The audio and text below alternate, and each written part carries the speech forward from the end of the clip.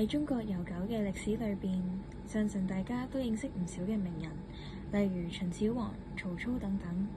但係如果大家細心啲嘅話，你都可以發現有大多數名人都係男性，好少人會提起女性嘅名人。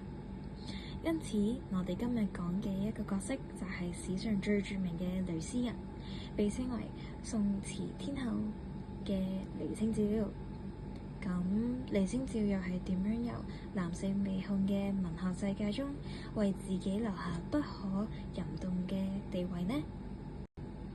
喺中國悠久嘅歷史裏邊，相信大家都認識唔少嘅名人，例如秦始皇、曹操等等。但係如果大家細心啲嘅話，你都可以發現有大多數名人都係男性，好少人會提起女性嘅名人。因此，我哋今日講嘅一個角色就係史上最著名嘅女詩人，被稱為宋詞天后嘅李清照。咁李清照又係點樣由男性被控嘅文學世界中，為自己留下不可撼動嘅地位呢？清照，你做緊啲咩啊？父親，我喺度練書法。好，咁一陣間家庭教師就會嚟上堂啦。知道，佢又唔係唔俾。同時，李清照會做一啲比較男性啲嘅事，例如賭博、飲酒。佢嘅父親亦都好開明，從不會限制佢。清照，你爸爸知唔知你飲酒㗎？快啲開局啦！李清照喺18歲遇到趙明誠。趙明誠3歲小，但係李清照也毫不介意，都會花時間同埋金錢陪趙明誠逃課。清照，你睇，呢個係我啱啱研究完嘅古董，精美細緻，歷史低溫。哇，咁靚！明誠，陣間我哋仲一唔一齊出街啊？同時，趙明誠都可以接受李清照並非大家潤秀，並憑佢飲酒賭博、吟詩作樂，亦都唔介意佢嘅才華比自己高。佢哋兩個都會玩一啲關於文學有關嘅小遊戲呢。好，咁一陣間家庭教師就會嚟上堂啦。哇，咁都太容易啫！呢個咪嚟自《詩經》小亞東里。竟然可以咁快估到出嚟，不愧係我文武雙全嘅妻子。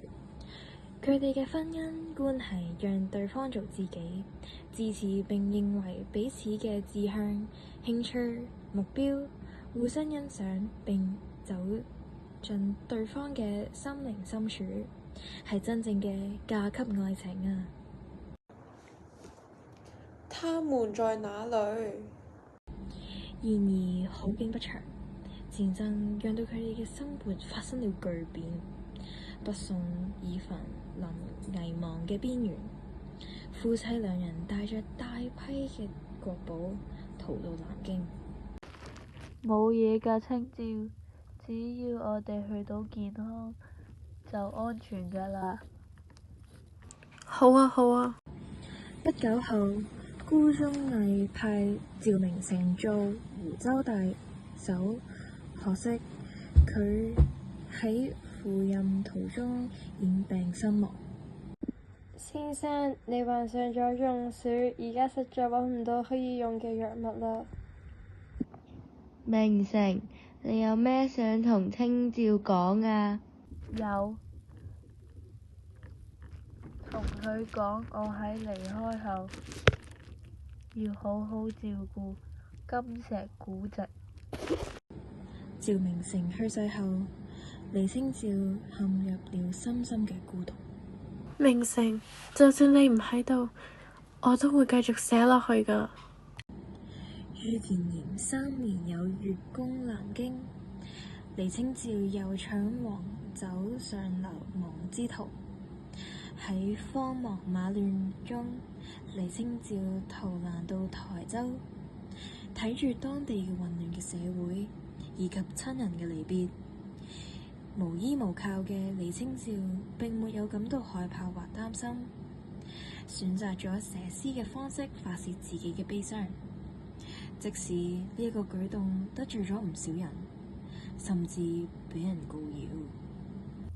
你呢種女人冇丈夫都算啦，而家仲要喺度寫詩，唔通你唔覺得自己好羞恥咩？我寫詩並唔係啲咩壞事，我只係為無辜嘅百姓發聲嘅啫。聽講你已經改咗嫁咯喎，邊個係幸運兒啊？聽講你已經改咗嫁咯喎，邊個係幸運兒啊？有人曾經講過，佢自己其中一首詩係喺度侮辱緊自己丈夫，差啲激死人哋。哈哈哈！李清照並沒有因此而退縮，反而寫咗更多嘅作品。佢自號宜安居士，代表作為一紙梅以及題罷永樂。紅牛香殘玉舔秋，輕解羅裳，獨上蘭舟。千古風流百永流，江山留與後人愁。清照，你咁大個人，有冇後悔過？我喺呢一生並冇留下任何遺憾。喺我眼中，我筆下嘅作品並非世人口中修辭，更似係描寫出屬於我哋女性獨特嘅視覺。李清照死時大約70歲，並沒有後代。佢呢一生並唔係話係幸福，但同時也成為咗後代無數嘅讚舉。